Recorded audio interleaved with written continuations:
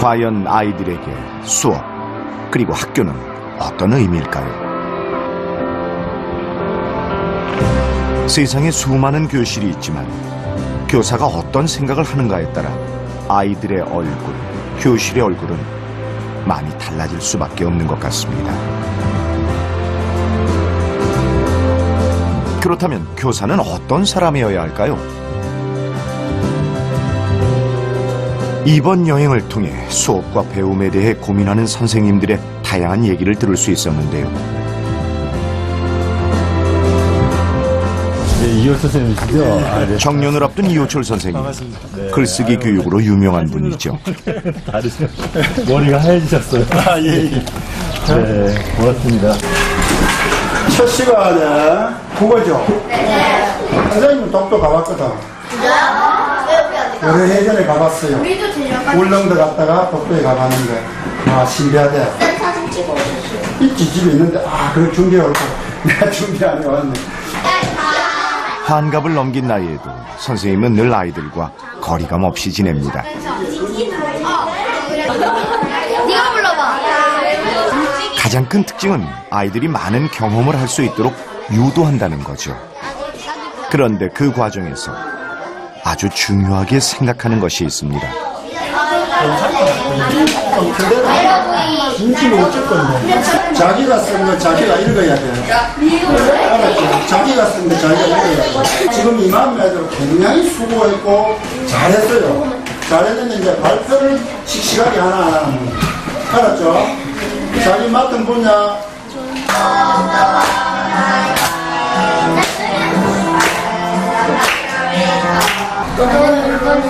안내기는 뭐 안 움직이노.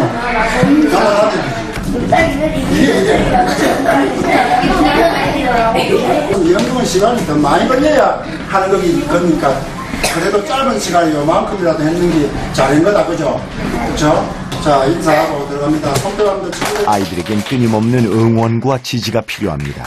이 자꾸 무슨 정답 아니면 막 아이들 쫄잖아요. 네. 겁을 내고. 네. 실패한 게 그게 성공한 거 한 것보다도 더 큰 공부가 될 수가 있으니까. 실패한 걸 그대로 이야기해라. 그것도 성공한 공부 이상으로 여겨줘야 되거든요. 실패를 두려워하지 않는다면 하지 못할 일이 뭐가 있을까요? 아이들은 원 없이 자신의 꿈을, 포부를 펼치게 되지 않을까요? 그러니까 그럴 때 조금 도와주면 좋겠거든. 경기도에서 만난 한은정 선생님. 질문 없지? 자, 화이팅! 어떤 생각이나 느낌을 넣을 수도 있는 거야. 선생님은 아이들이 스스로 배움의 필요성을 느낄 수 있도록 이끌어주고 싶다는데요. 선생님은 진지하게 잘 들었어? 그러기 위해선 교사 또한 늘 깨어 있어야 한다고 생각합니다. 선생님들이 어떤 자격증이 있다고 해서 애들을 가르칠 수 있는 것은 아니라고 생각해요. 선생님들이 자기의 일상생활이라던가 배움의 깊이가 자꾸 깊어져야 또 그거에 맞는 아이들에게 어떤 것을 줄 수 있는 거지. 제가 요즘에는 아이들에게 좀 부끄럽지 않은 교사가 되려고 나름대로 다양한 경험을 하려고 하고 있는 것도 그런 맥락이라고 할 수 있고요. 경기도의 오금 선생님. 선생님은 수시로 아이들과 함께 숲으로 향합니다. 가봤어? 오. 이야, 이 아름. 오. 어떻게? 곰은 선생님 생각으로는 도토리 안 좋아할 것 같은데 도토리 무지 좋아하는데. 선생님은 자연과 생명의 소중함을 강조합니다.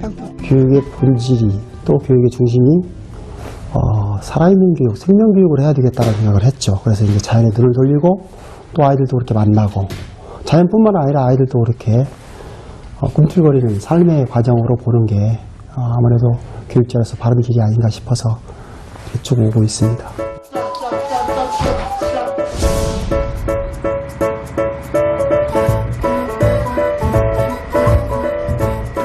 이 학교 색깔이 너무 예쁘죠? 이런 거랑 너무 잘 어울리는 거예요, 지금. 여기 병원에 딱 들어오면요. 네. 파란데 그러니까요. 우리 학교 너무 예뻐요. 정규생 20명이 채 되지 않는 작은 학교. 카드가 하나 또 있어야 돼. 찾아주세요. 미션 이거였어요. 보시? 하나는 어디 있어요? 학생 수가 많지 않아 수업은 거의 1대1 방식으로 이루어집니다.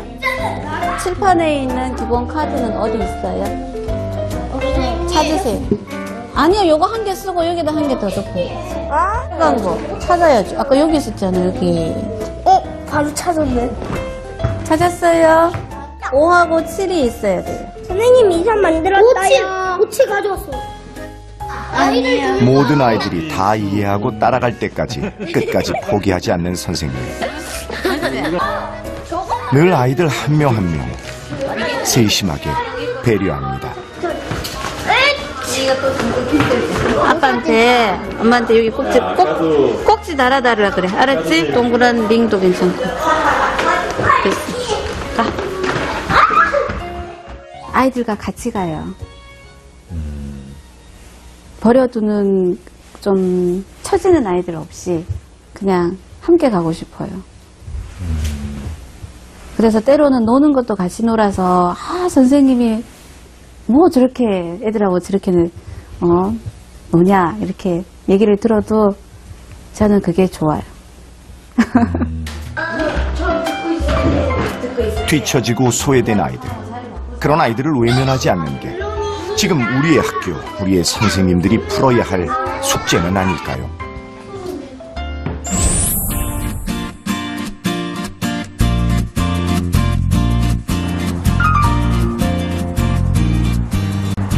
이경원 선생님이 1년 만에 학교로 돌아왔습니다. 막상 선생님의 수업은 어떨지 참 궁금한데요. 나이 106살이라니까 믿어 그냥 쌤 말을. 아니에요. 저기 보면 있잖아, 나이 106살 혈액형 C형 쌤이 절대 동안이지. 강렬한 첫인상을 남기는 선생님. 학기 초엔 아이들과 친해지기 위해 노력합니다. 숙제는 나중에 한참 있다 나올 거야. 아이들의 마음을 얻을 수 있다면 저는 수업은 뭐 거의 한 80%는 성공하지 않았나 기본적으로는. 수도에다 이름을 다 써. 이경원 선생님은 무엇보다 독창적인 수업 방식으로 유명한데요. 아, 얘가 걔구나. 너희는 지금까지 학교 가서 교과서 공부 많이 했지. 근데 교과서 공부를 잘 안 할 거야. 아, 중요한 건 교과서에 있는 걸 안 한다고 해서 공부를 안 하는 건 아니야. 하지만 교과서를 그대로 따라하지 않는다는 거지. 교과서를 안 하면 뭐 할 거냐? 도대체 교과서를 안 배우면 뭘 배운다는 걸까요? 새로운 과목을 만들 거야. 그 새로운 과목을 만들어서 공부하다 보면 너희가 기존에 교과서 가지고 공부하던 게 다 돼.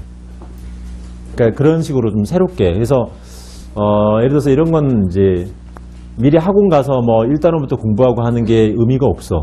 그냥 학교에서 너희가 좀 최선을 다하는 게 중요해. 이 자리 바꾸는 방법의 가장 중요한 포인트는 우연성이야. 우연성, 우연하다. 어떤 일이 벌어질지 짝을 정하는 방식부터 예사롭지 않은데요. 그래서 남학생들은 먼저 교실 밖에 나가서 그냥 대기하고 있어. 뭘 대기하냐면 가서 귀도 막고 조용히 있어야 돼. 그럼 여학생들은 여기 딱 나와가지고 선생님하고 여기 딱 앞에 서 있다가 자, 지금부터 자리 가서 앉으세요 하면 여학생들이 자리에 앉는 거야. 그리고 이제 여학생들이 전부 다 밖에 나가. 여학생들이 먼저 자리를 정한 후 밖으로 나가고 나면 모르잖아, 지금. 그 자리의 주인이 누군지 모르는 상태에서 남학생들이 자리를 정하게 되는 건데요. 먼저 남학생들이 밖으로 나갑니다. 잠깐 확인하고 이 키가 큰 녀석. 교실 안 정보가 복도로 새나가지 않도록 거듭 단속을 하는 선생님. 철통 보안 속에서 극비리에 이뤄지는 만큼 정말로 그 결과가 궁금합니다. 너희도 조용히 해야 돼. 너희 소리 때문에 애들이 알아. 다 돌려서 다 앉게 돼 있어. 나중에는 다. 나중에 안 앉는 애가 없을 거야. 다 앉아야 돼, 결국에는. 저기 앉아야 돼. 그럼 보자. 여학생들이 모두 자리를 정한 후 다시 밖으로 나가고. 자, 이번엔 남학생들 차례. 과연 누가 운명의 짝꿍이 될까요? 긴장되는 순간이 아닐 수 없는데요. 이제 이 앉은 상태에서 선생님이 자리를 조정할 거야. 일단 앉아. 그리고 드디어 여학생들이 남학생들 옆으로 다가갑니다. 우연히 정해진 짝인 만큼 아이들 반응도 각양각색. 아직은 어색한 사이지만 다들 곧 친해지겠죠. 선생님이 자리를 바꿔준다 그래서. 좀 더 흥미진진하고 어떻게 될지 예측이 안 되니까 훨씬 더 재미있는 것 같아요. 우연처럼 짝을 만난다 하니까 좀 설레기도 했고. 애들 보고 그냥 앉으라 그러면 이제 고학년 아이들은 특히나 남자는 남자끼리 여자는 여자끼리만 앉으려고 하거든요.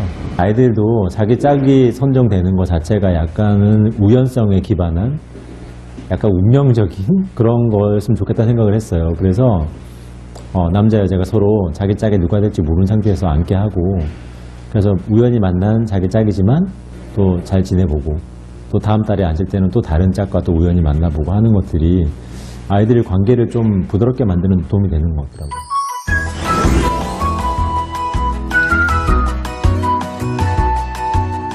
이번엔 본격적인 수업. 그런데 인간은 다른 존재를 도와줄 수 있는 유일한 존재. 너희가 6학년을 지내면서 선생님과 함께 지내면서 많은 일들을 겪게 될 거야. 근데 그때 선생님은 이게 기준이야. 다른 사람과 협력하는 모습을 제대로 한번 경험해보는 시간을 갖도록 하겠습니다. 자, 뭔지 알겠는 사람. 먼저 문제가 나옵니다. 버스의 앞은 어딜까요? 나는 A가 앞이라 생각한다. 왜? 나는 B가 앞이라 생각한다. 왜? 자, 시작. 우선 아이들은 혼자 답을 풀어봅니다. 외부와 담을 쌓은 채 말이죠. 쌤을 살짝 보자. 어떤 아이는 A, 어떤 아이는 B. 여기까지는 여러분이 혼자 답을 쓴 후엔 옆 친구와 의논하기. 어떤 방법을 쓰는지 합의를 A가 아니 뭐라고 생각해? 아니 얘는 그리고 기사님이 타는 자리 창문이 더 작은 줄 알아. 작은 것 같아서 짝과 함께 난 B라고 생각했어. 합의하는데 여기 이유가 중요해. 이유가 이젠 모든 별로 고민할 시간입니다. 서로 힘을 모아 답을 찾아가는 과정인데요. 이쪽으로 가면 문이 안 보이잖아. 여기서 보기에는. 이렇게 왔으면은 문이 보였겠네. 그치. 아 그럼 A가? 여러 사람이 머리를 맞대고 생각하다 보면 좀 더 설득력 있는 얘기가 나오게 마련입니다. 과연 아이들은 어떤 결론을 얻었을까요? 서로 협력을 한 게 도움이 됐을까요? 합의를 보니까 B 쪽의 바퀴보다 A 쪽의 바퀴가 더 큰 거를 발견을 해서 바퀴가 더 큰 쪽이 뒤쪽이라고 생각해서 B가 앞이라고 생각했어요. 그래서 B가 앞이라 생각한다? 네. 우리나라가 우측통행국이니까 문이 오른쪽 앞쪽에 있어야 되니까 보면은 우측통행이니까 이렇게 다니니까 인도가 이쪽이고 문이 이쪽에 있어야 되는데 그게 A 쪽이니까 우리나라 버스는 A가 앞이에요. 희원이의 의견에 동의한다. 자기는 자기야. 좋아요. 손 내리세요. 결국 대부분이 정답을 A로 정했습니다. 우리나라 버스 너희들 안 타본 거 아니지? 네. 다 타봤지?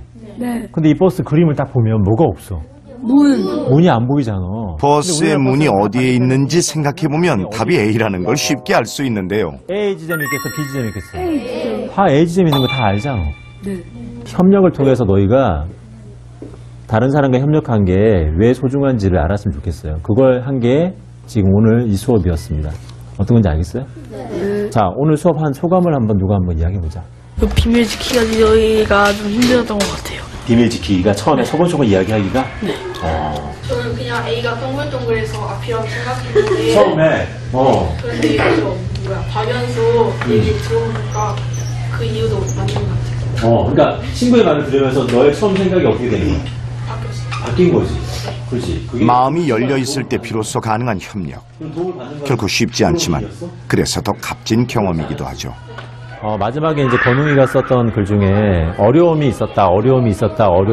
즉 어려움을 계속 극복해가는 자신의 모습을 돌아봤잖아요, 아이가요. 그러니까 그런 것들이 저는 아이들에게 필요하다 생각하거든요. 쉬운 건 없잖아요. 그러니까 쉽지 않지만 그것을 이겨내면서 나가는 그런 것들이 아이들에게 많은 걸 줄 수 있다 생각합니다. 이경원 선생님은 이런 수업 방식을 주제 중심 수업이라고 얘기하는데요. 협력을 주제로 하는 수업에 협력하며 문제를 해결하는 과학 수업과 협력의 중요성을 경험하는 창의적 체험활동 수업이 녹아 있었죠. 이처럼 하나의 주제 아래 여러 가지 교과 과목이 통합될 수 있도록 교과 과정을 재편한 겁니다.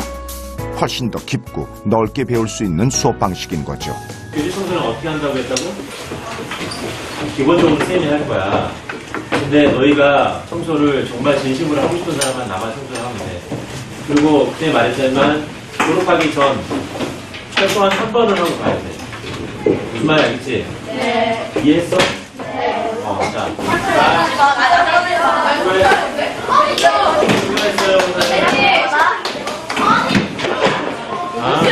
진심으로 청소하고 싶은 사람만 남아라. 사실 이경원 선생님은 교실에서 벌어지는 모든 일에 의미를 둡니다. 청소 하나를 하더라도 그 과정에서 아이들이 진심을 배우길 원하는 거죠. 청소 왜 안 하세요? 강제로 하는 거 아니에요? 아니, 제가 하고 싶어서 하는 거예요. 그냥 저희 친구들이 다 깨끗하게 교실에서 공부하면 좋으니까 그래서 청소하는 거예요. 시키지 않아도 알아서 잘하는 아이들.